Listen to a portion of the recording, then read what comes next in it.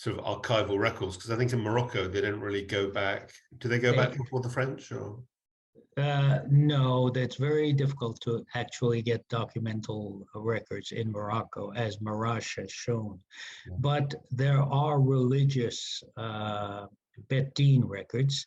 There are, as I mentioned, the rabbinical books who talk about their own ancestry. Yeah. And that's basically it. There is, for example, a archive in Canada of old Moroccan Jewish handwritten hand script documents in which several Malkas originate, some in the very same town that my grandfather grew up in. And that goes back 200-300 years. Anyway, there you go. Could you just say how your family came to move from Morocco to Sudan? Oh, they didn't. The community in the Sudan, which was a British colony at that time, was a subset of the community from Alexandria, Egypt. So they were under the chief rabbinate of Alexandria. As the community in the Sudan started growing, he couldn't handle it. He contacted a friend of his, who was my grandfather, who was at the time living in Tiberias. And he contacted him and said, can you please come over and help with this thing? So my grandfather came over with the idea of being there for 2 years. After 2 years, he wrote to his family, I really hate it here. He really did. But I can't abandon these people. So he stayed until the day he died. So not only me, but my father was born there. And then I was born there. Thank you. Tom? What did your family in Tiberias look like? Were they always there, or did they come from somewhere else? There was it came, well, no, they were not always there. They came from Morocco. As a matter of fact, when my grandfather moved to Tiberias from Morocco, he went to live with his sister, who was already there. They were a rabbinical family, and so they wanted very much this business about going to the Holy Land, staying there, and so on. Yeah, so we are talking 19th century, I suppose. Yes, he moved there in about 1897. So that must be documented somewhere. There are, yeah. No, he was not native to Tiberias.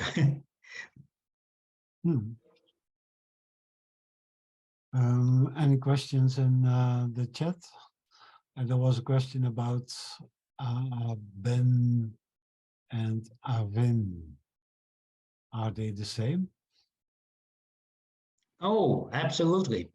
Ben is Hebrew. And in northern Spain, very often it was written as Aben or Aven. It just means Ben of that name. You see it not just with the Malkas, you see it with a lot of people. It's Aben.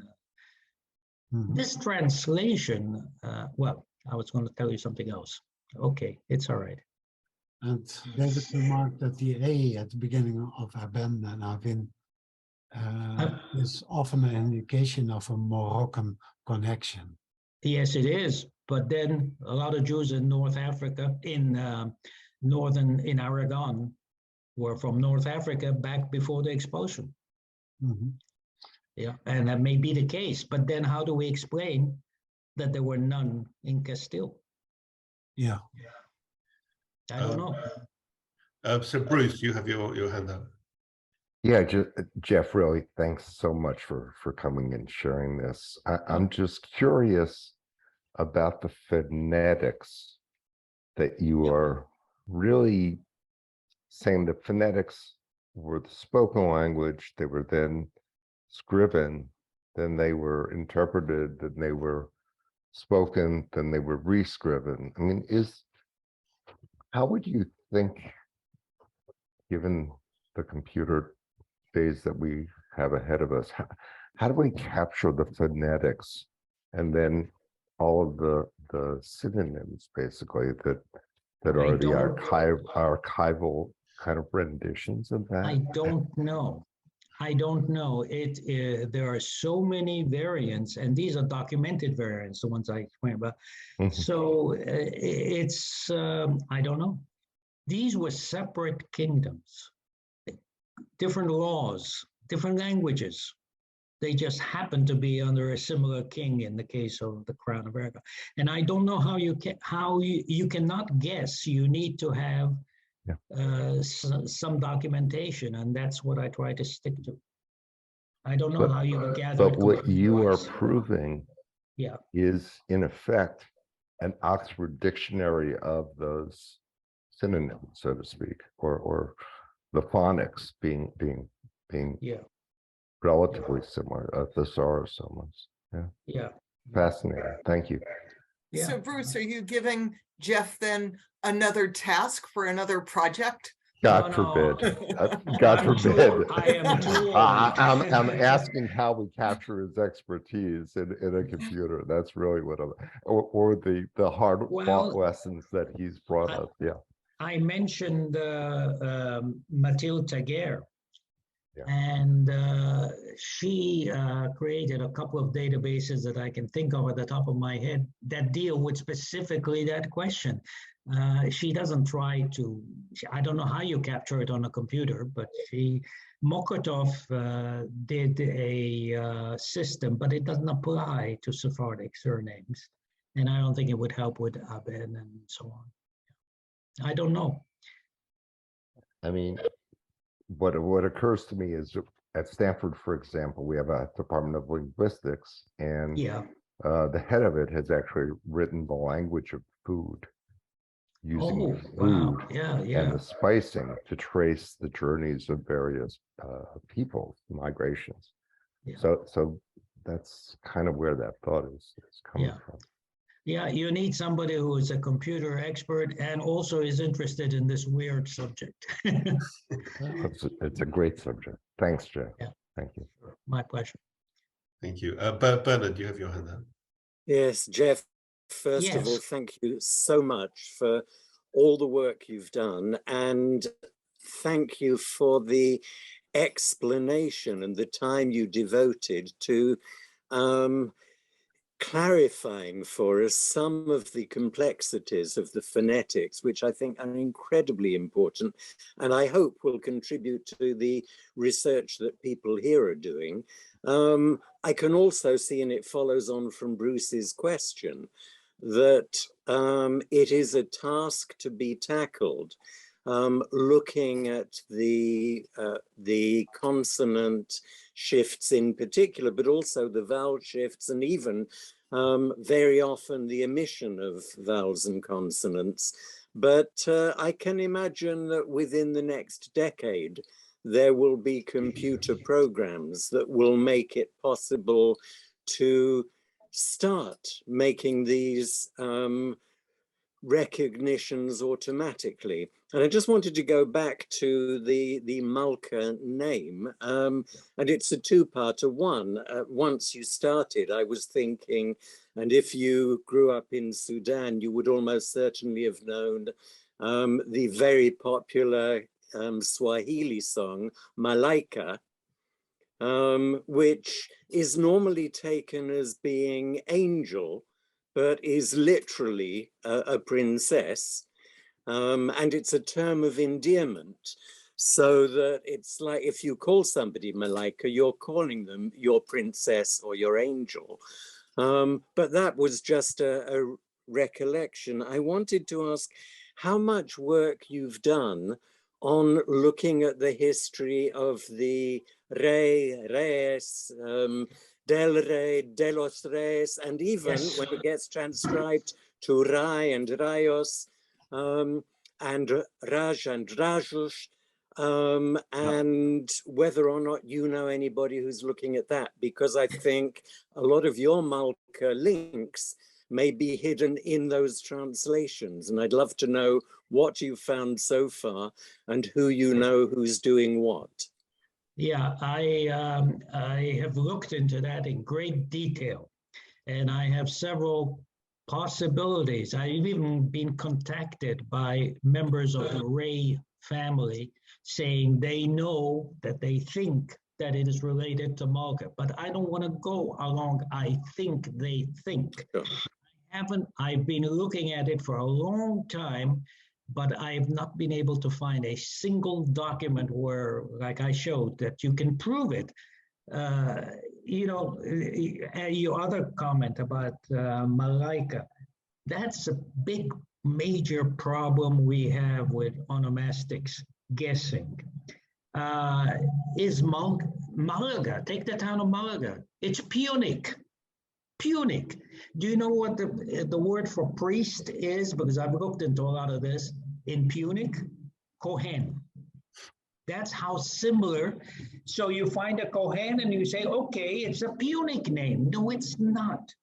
You can get mistaken. Many Arabic names are similar to Hebrew names, are similar to Aramaic names, are similar to Punic names for that matter. And if you're just guessing, then you're going to be led astray. And unfortunately, there's a lot of that in genealogy in general, but also in Jewish genealogy, which is the only thing I know about.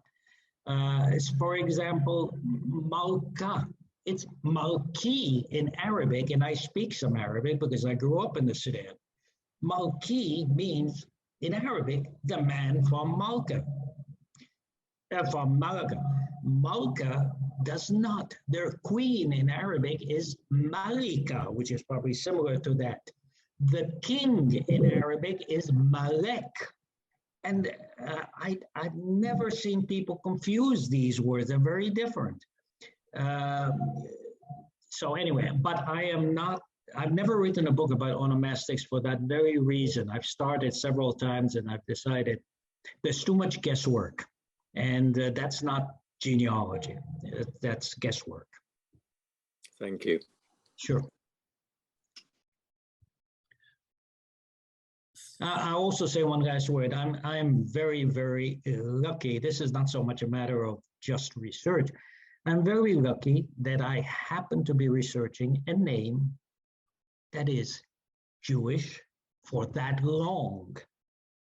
That is most unusual. When the Jews left, for example, in 1492, they went to many places and they often adopted a new name, Aragon, Catalan, and they don't know what their original name was in Spain, so now you can't research it in Spain.